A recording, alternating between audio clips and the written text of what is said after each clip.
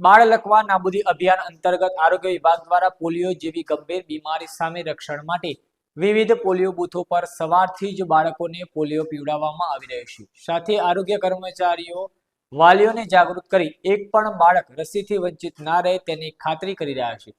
આરોગ્ય વિભાગ દ્વારા હાથ ધરવામાં આવેલી આ કામગીરી અંગે જાણીએ આ અહેવાલમાં.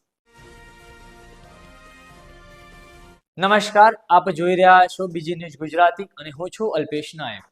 2 બૂંદ જિંદગીની દરેક બાળક માટે અનિવાર્ય સૂત્રને સાકાર કરવા માટે બાળ લકવા નાબૂદી અભિયાન અંતર્ગત વિશાળ પોલિયો રસીકરણ કાર્યક્રમનું આયોજન કરવામાં આવ્યું છે.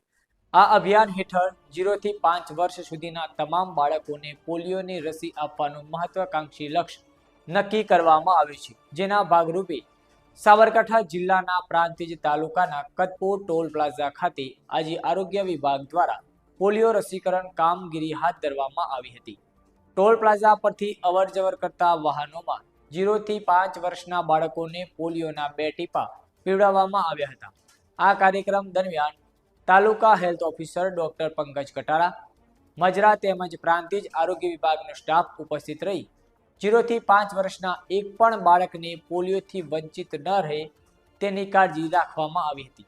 વધુમાં આરોગ્ય વિભાગની ટીમે માતા પિતાને પોતાના બાળકોને નજીકના પોલિયો બૂથ પર લઈ જઈને પોલિયોની રસી અવશ્ય અપાવવા અપીલ પણ કરી હતી.